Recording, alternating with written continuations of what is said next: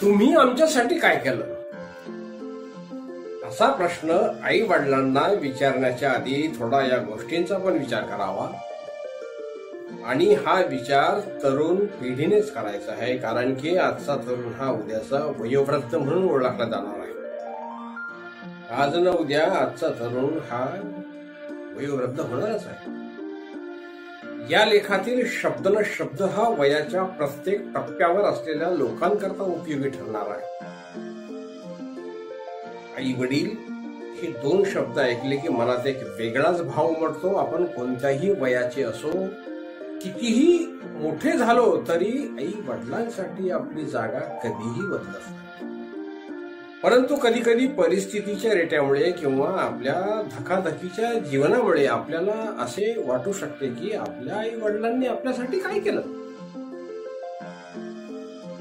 तर हे विचारताना त्यांच्या कष्टांचा आणि त्यागाचा आपल्याला विसर पडतो.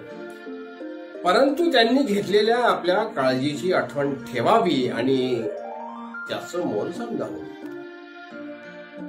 आईच्या पोटातून जन्म घेताना आपल्या आईला किती यातना सोसाव्या लागल्या असतील. आपण तिला काय काय दुःख दिलं ते आपल्याला कधीच आठवत नाही. पण ती आई जिचं शरीर मन आत्मा आपल्यासाठी पूर्णपणे बदलतं, तिने केलेला तो पहिला त्याग आपण विसरतो.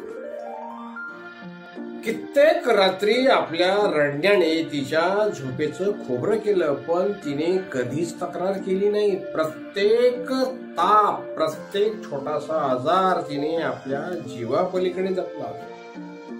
ती एखाद्या छोट्याशा गोष्टीसाठी रडणाऱ्या बाळाचं तोंड पाहून कित्येक वेळा आपली भूक आणि झोप विसरून गेली होती. तीच गोष्ट वडिलांबद्दल आहे. घरातील कर्ता पुरुष म्हणजे वडील. वडिलांचे हात जरी कडक असले तरी त्यात असणारी माया आपल्याला उघडपणे जाणवत नाही, पण त्यांच्या कामात आणि श्रमात ती लपलेली असते. बापाने आपल्या मुलाला शिकवण्यासाठी दिवस रात्र काम केलेले असतं. त्याने घाम गाळून मुलाच्या भविष्याची शिदोरी बांधलेली असते, पण ते मुलाला कधीही दिसत नाही की त्यात त्याचं प्रेम आणि वात्सल्य किती आहे. वडिलांच्या मनात कायम एकच विचार असतो, माझं मूल शिकून मोठं होऊ दे, मी काहीही करीन. एक असाच प्रसंग एका ठिकाणी वाचलेला मी तो सांगतो.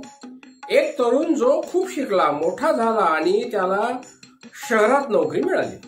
शहरातील चकचकीत जीवनात त्याला खूप सुख मिळालं, पण त्याच्या मनात एक प्रश्न नेहमी सतावत राहिला, माझे आई वडील काहीच मोठं काम करीत नाहीत, त्यांनी माझ्यासाठी आजपर्यंत काय केलं.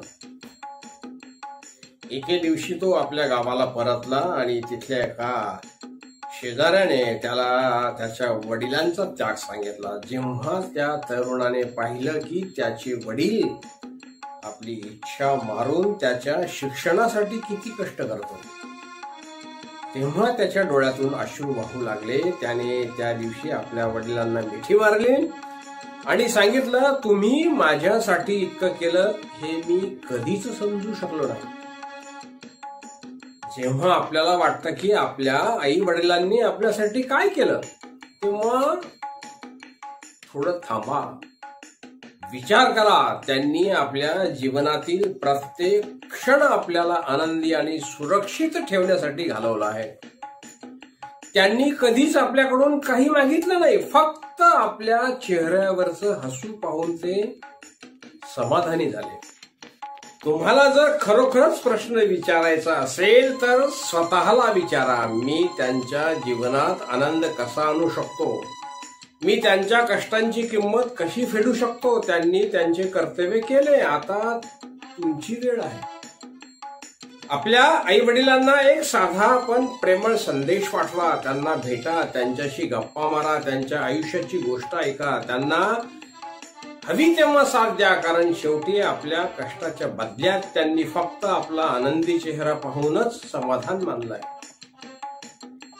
आपल्याला आजपर्यंत अजिबात न लक्षात आलेल्या अगदी छोट्या गोष्टींपासून ते आपल्यासाठी घेतलेल्या प्रत्येक निर्णयापर्यंत आपल्या आई वडिलांनी जे काही केलं आहे ते त्यागाचं महान उदाहरण आहे. आपण कधीच त्या त्यागाचं मोल पूर्णपणे समजू शकणार नाही.